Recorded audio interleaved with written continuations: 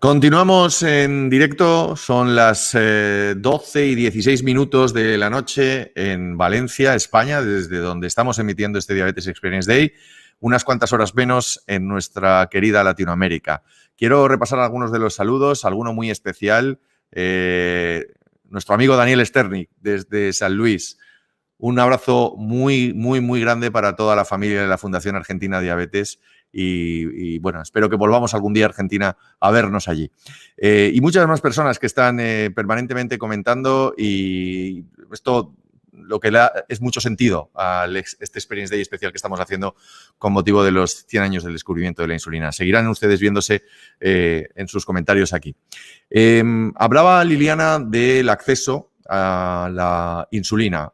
Vamos a abrir ahora un interesante debate para hablar precisamente de eso, porque no todo es celebración, que es muy importante, no todo es vida, que es muy importante, sino también es quizás el momento de reivindicar como derecho fundamental el acceso a la insulina, y no solo el acceso, sino también la asequibilidad, si es asequible o no.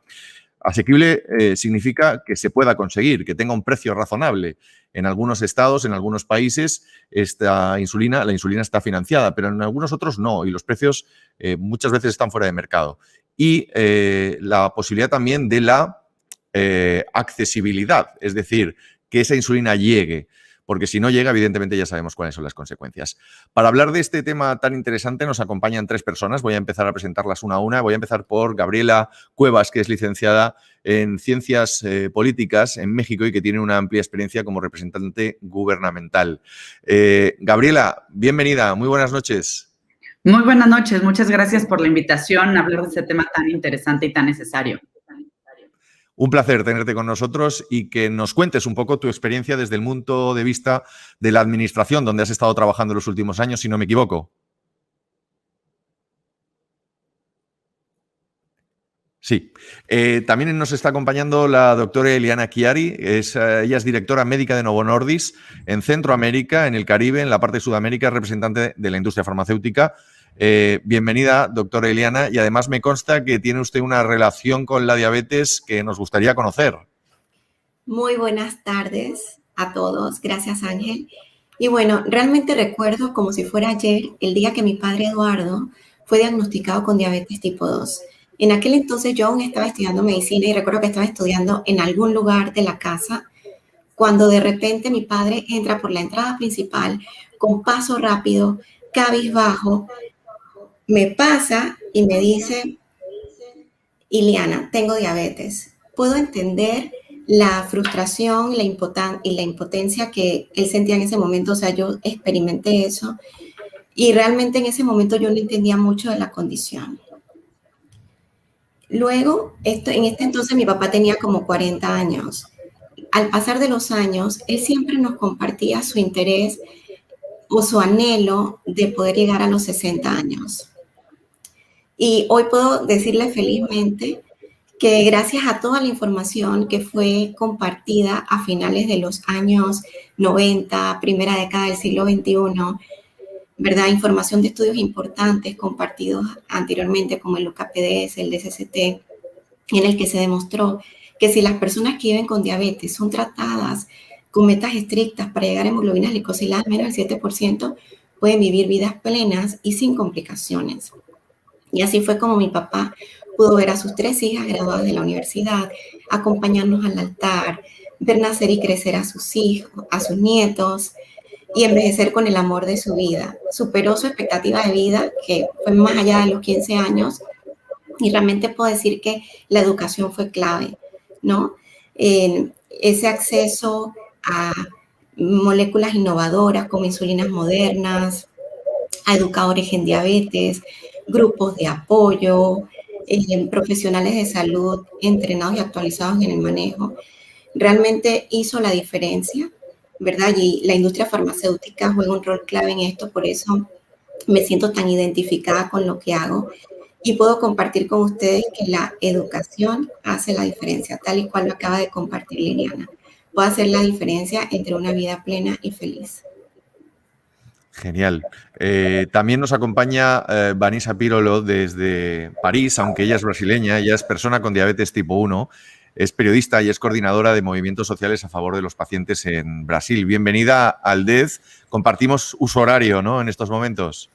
Sí, buenas noches para todos que están en Europa, buenas tardes para América Latina. Es un placer muchísimo grandioso estar con todos ustedes y poder compartir un poco de mi historia, la lucha que hacemos en Brasil. Empiezo contigo, Vanessa, probablemente, aunque la pregunta es para las tres, probablemente, Vanessa, tú tengas mucha información al respecto. A grandes rasgos, ¿cuál es la realidad ahora mismo si hablamos de accesibilidad y asequibilidad de la insulina en América Latina? Ángel, tuve muchas experiencias en América Latina, estuve en muchos eventos en América Latina y para mí tenemos muchas similaridades y dificultades de acceso en la región. Pero en Brasil nós tenemos en sistema público de salud acceso a insulina NPH irregular para pessoas com diabetes tipo 1 e tipo 2. E as pessoas com diabetes tipo 1 têm acesso à insulina análoga de ação rápida e estamos esperando a compra de insulina análoga de ação prolongada em Brasil.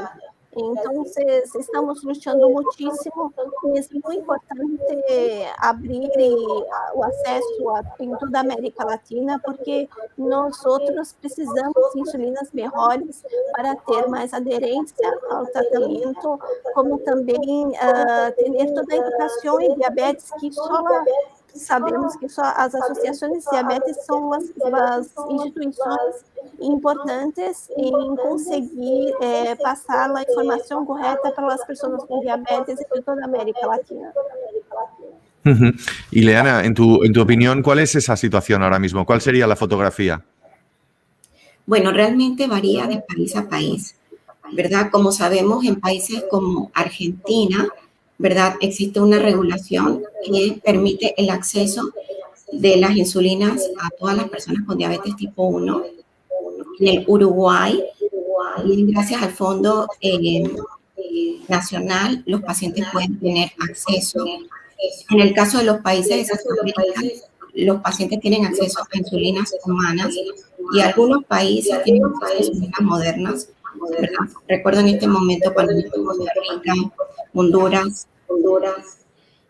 Cuba, ¿verdad? Es interesante la situación en Cuba porque todos los pacientes tienen acceso a insulinas humanas y el gobierno incluso ha hecho un acuerdo con la industria farmacéutica para que los pacientes reciban insulinas humanas en el dispositivo tipo pluma que nos presentaba Tania.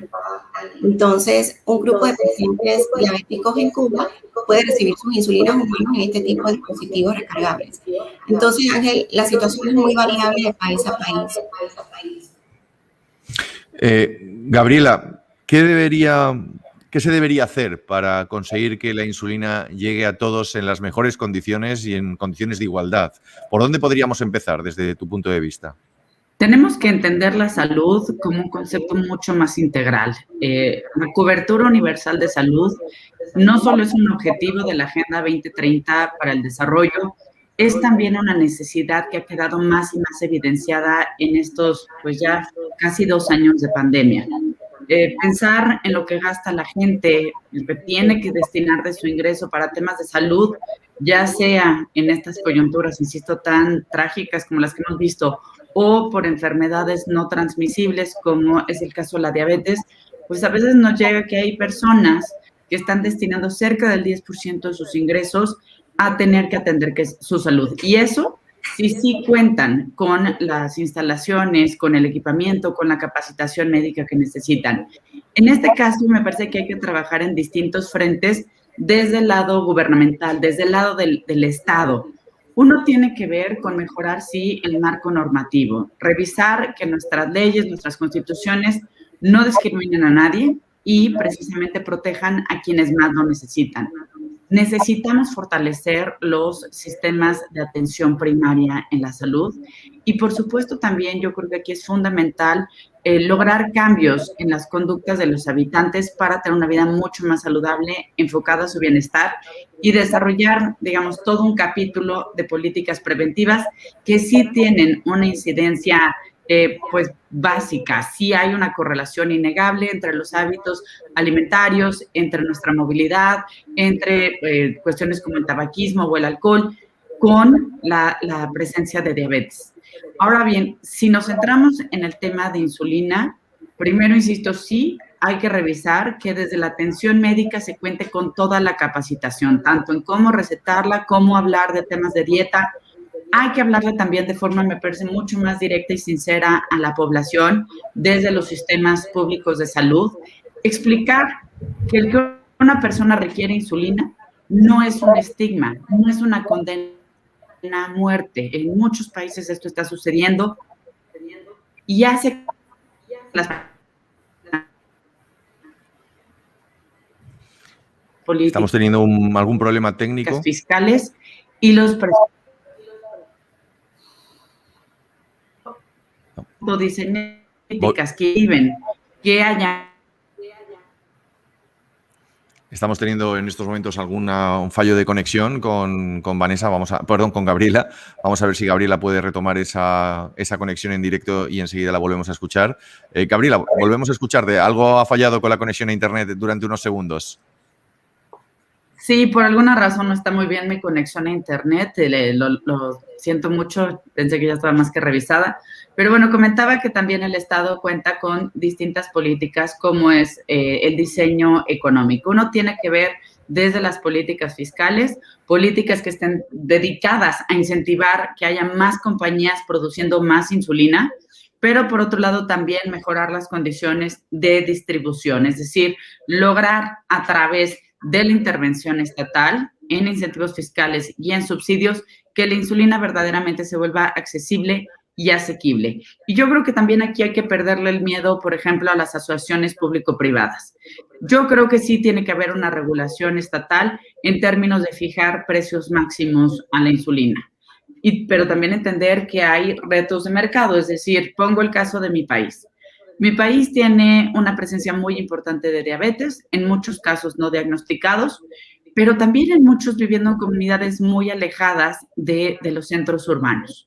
Ahí, pues probablemente para los privados no sea rentable llevar la insulina, estar atendiendo tampoco a los pacientes. Aquí es donde creo que se requiere con especial énfasis esas soluciones público-privadas. El que sea el Estado quien garantice que existan los canales de distribución y que se garantice que en términos de precio sí sea asequible para toda la población. Hay que recordar los datos. Se estima que la mitad de la población que requiere insulina no puede tenerla. Entonces, creo que hay un tema aquí enorme, insisto, desde la labor de prevención, las labores de generar la cobertura universal de salud, salud para todos. No podemos estar condenando a los más pobres a muerte por ser pobres y, por supuesto, tener políticas públicas, tanto legislativas como gubernamentales, para garantizar la insulina para todos aquellos que la necesitan. Vanessa, ¿cómo ves todo este planteamiento?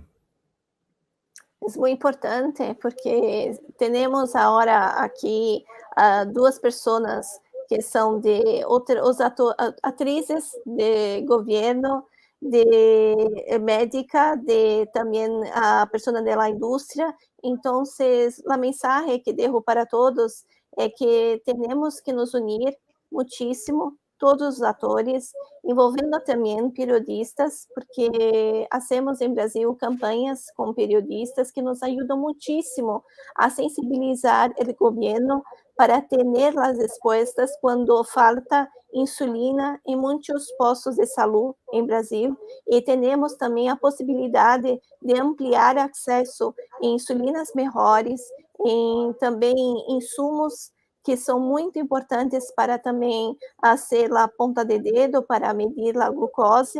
Então, se todos nos unirmos, pessoas com diabetes, influenciadores digitais, periodistas, governo, a indústria, todas associações, poderemos trabalhar juntos para melhorar a regulação, como também melhorar o acesso a todas as pessoas, como aderência, como tratamentos melhores, menores internações. Então, muito importante trabalhar junto. Ileana, es un gran mensaje el que están contando tanto Gabriela como Vanessa, ¿no? El ir unidos. Sí, hago eco a las palabras de Vanessa y Gabriela, ¿verdad? Porque imagínense que el gobierno o el Estado compra la insulina. ¿Y qué pasa si no llega? O sea, que al final se necesita esta línea de distribución. ¿Y qué pasa si llega, pero los médicos o los pacientes no saben cómo usarla? O bien, ya la tengo, pero no sé cómo saber si está funcionando. Entonces, tal cual como estamos tratando de compartir, necesitamos trabajar juntos, el Estado, la industria farmacéutica, las asociaciones de pacientes, para garantizar que se cumplan estos 3 eslabones que tiene que ver con el acceso de la mano, del acceso del producto, ¿verdad? Con toda la calidad que debe llevar esa cadena de distribución, asociado a la educación tanto de los profesionales de la salud como de los pacientes que lo van a recibir. Y la industria concretamente, Ileana, ya que estás en el uso del turno de palabra, ¿cómo debería comprometerse? ¿Qué primer paso podría dar, por ejemplo? ¿Qué se te ocurre? Bueno, en este momento la industria está uniendo esfuerzos desde ya. Por ejemplo, en este momento, en este foro con la Federación Internacional de Diabetes, ¿verdad? Nos está invitando tanto a la industria como al Estado, como a los pacientes, a trabajar juntos para mejorar este acceso. Podemos trabajar junto con los gobiernos, ¿verdad? Para la regulación de precios, como muy bien lo mencionó Gaby, ¿verdad? Ángel, hace 20 años, un vial de insulina humana costaba $60. Hoy día, el vial de insulina humana está disponible a $3, que significa 10 centavos de dólares. Y esto es gracias a la producción masiva, ¿verdad? Que permite abaratar los costos. También es súper importante el acceso a través de la educación, a través de la educación de los pacientes, la investigación, de poner a la disposición de los pacientes moléculas innovadoras que realmente cambien la vida de los pacientes, ¿verdad? En todo esto está trabajando la industria junto con los médicos, con los investigadores y con los gobiernos, también para la creación de leyes que permiten garantizar estas necesidades aún no satisfechas. Gabriela, el papel en todo este escenario de la administración debería ser el del garante, ¿no? De que esto se cumpla, de que se lleve, el poner el escenario para que todo el mundo pueda trabajar en esa línea común, como comentabais. Así es, yo creo que el primer paso tiene que ver con hablar el tema de una forma muy sincera y muy abierta. Según los datos de la Organización Mundial de la Salud, el 50% de los pacientes con diabetes tipo 2 aún no cuentan con acceso a insulina. Entonces, sí podemos reconocer que ha habido avances tanto en la ciencia, en la distribución, en los precios, pero claramente no son suficientes. Hablar de un 50% de pacientes que no tienen acceso a la insulina es condenar a muerte y a distintos sufrimientos a millones de personas. Entonces, esa parte creo que sí es muy importante, tener un diagnóstico claro, preciso, sincero y abierto, pero también hablar de todos los bienes que hoy son escasos para los pacientes con diabetes, personas que tienen dificultades para obtener y pagar glucómetros, tiras reactivas, personas que a veces no cuentan ni siquiera con la información sobre cómo cuidar su salud y que en muchos casos, sí, la capacitación de los médicos es fundamental. Hay pacientes que pudieran controlar su diabetes con una dieta muy saludable. Hay personas que necesitan insulina. La insulina no es una condena a muerte. Y también, insisto, sí vámonos a los temas de hábitos saludables. Por ejemplo, la revista The Lancet insiste en el concepto de bienestar. Hábitos saludables. ¿Y por qué es esto? Bueno, uno de los conceptos que desarrolla The Lancet es el de la sindemia, y esto fue mucho antes de la actual pandemia COVID-19. Sindemia quiere decir que estamos viviendo en una etapa donde se reúnen distintas crisis, y nombraba en esos momentos cambio climático, obesidad, diabetes. Y ahora, por supuesto, se juntan temas como es la drogadicción y, por supuesto, la pandemia de COVID-19, entre algunos otros. ¿Qué es lo que tenemos que hacer desde los gobiernos? Insisto, sí entender la necesidad de contar con sistemas de salud integrales, con cobertura universal de salud. Y a partir de ello también fortalecer los sistemas de atención primaria donde podamos promover actividades y pues sistemas de vida enfocados en el bienestar de las personas. Vámonos un paso antes, vamos a hablar de hábitos saludables, vamos a hablar de actividad física, de agua, de comer sano, incluso hablar, muy importante, de lactancia materna. Hay mucho que podemos hacer de manera preventiva y, por supuesto, insisto, sí ya en términos de lograr que la insulina llegue a todos, sí tenemos que entender que esto no es un asunto únicamente de la industria farmacéutica, no es un asunto únicamente de los pacientes o del Estado. Vamos por asociaciones entre el gobierno y la iniciativa privada, vamos a mejorar los canales de distribución. Yo creo que hay mucho que se puede hacer tanto a nivel legislativo como a nivel de política pública, incentivos fiscales y de transferencias como subsidios. Vanessa, en calidad de representante del colectivo de pacientes en estos momentos, ¿cómo ves todo este escenario que estamos dibujando? Sí, la pandemia vai aumentar muchísimo o número de pessoas com diabetes, então todos os países têm que estar preparados para receber as pessoas, diagnósticos vão crescer muchísimo, então, e temos que dar a educação correta. Entonces, tener acceso también a profesionales de salud multiprofesionales es muchísimo importante. Entonces, si las personas trabajarem, porque as pessoas ganharam muito peso, então muitas pessoas estão com resistência insulínica e vão a ter muitos outros problemas, outras complicações de diabetes, quando tem diabetes. E muitas outras pessoas vão descobrir que têm diabetes. Então, o que é muito importante é incentivar as pessoas a irem aos doutores, a fazer os exames, quem tem diabetes, a regressar ao médico para saber se está monitorando a glucose de forma buena para não ter complicações.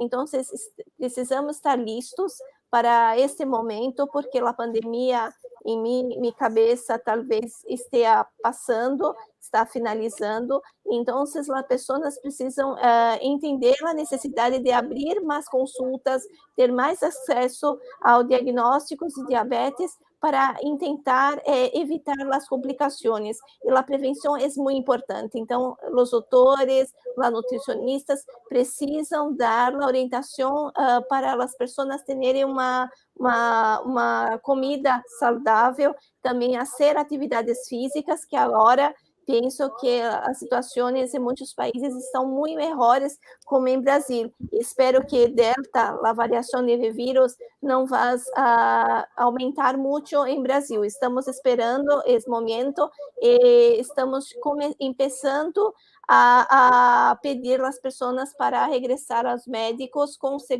segurança e responsabilidade para ter o tratamento correto. Vanessa, Ileana, Gabriela, no sé si queréis añadir algún mensaje más, algo que se nos haya podido quedar en el tintero antes de despediros. Bueno, realmente se necesita Ileana. más, gracias Ángel, se necesita más que uno para cambiar la diabetes. Quiero agradecer a la Federación Internacional de Diabetes y a Diabetes Experience Day por esta oportunidad de poder traernos a este debate, industria farmacéutica, Estado y pacientes, para que juntos trabajemos para que más personas puedan tener acceso a la insulina y mejorar su calidad de vida, vivir vidas plenas y felices. Gabriela. Muchísimas gracias por esta invitación. Me da muchísimo gusto que tengamos la oportunidad de hablar sobre los sistemas de salud, sobre su fortalecimiento. Una de mis responsabilidades es copresidir la Alianza Internacional para la Cobertura Universal de la Salud. Y aquí, sin duda, el papel que debemos jugar todos los distintos actores resulta fundamental. Necesitamos a la sociedad civil, al sector privado, a los gobiernos locales. Necesitamos escuchar a todas las voces y lograr soluciones conjuntas. Sí hay mucho por hacer. Los datos y las proyecciones sobre diabetes al 2040 son aterradoras. Ojalá seamos capaces de sumar no solo las voces, sino también las manos y los corazones para lograr tanto políticas de prevención y el fortalecimiento de los sistemas de salud que pongan siempre al centro a los pacientes, a las personas, y por supuesto que logremos que para el año 2030, que es la meta que se han fijado los gobiernos en la declaración de 2019 en la ONU, sea que todas las personas en todas las latitudes cuenten con acceso a sistemas de salud de calidad. Gracias, Gabriela. Vanessa. Muchas gracias pela invitação, de verdade, é muito importante compartilhar as experiências que temos acá. Estou de vacaciones, pero regresso em meu país em mês, então espero poder ajudar as pessoas, porque estamos fazendo trabalho muito bonito em Brasil. É muito difícil ampliar acesso, temos também apoio de sociedades médicas para ampliar, temos a oportunidade de falar com o governo a cada 15 dias, então é muito importante falar, convencer e não desistir. Então, é muito importante as pessoas trabalharem conjuntas e não desistirem jamais. Então, é a mensagem que dejo para todos ustedes. Muchísimas gracias, Ileana, Vanessa y Gabriel. Ha sido un placer escucharos. Creo que hoy se pone una piedra para hacer este debate más grande. Hoy solamente teníamos 25 o 30 minutos, pero creo que el camino está por construir y ustedes han puesto las primeras piedras, por lo menos aquí en este Diabetes Experience Day, y es un mensaje bastante esperanzador en la línea de lo que estamos escuchando esta noche. Un abrazo muy fuerte y muchas gracias a las tres. Muchas gracias.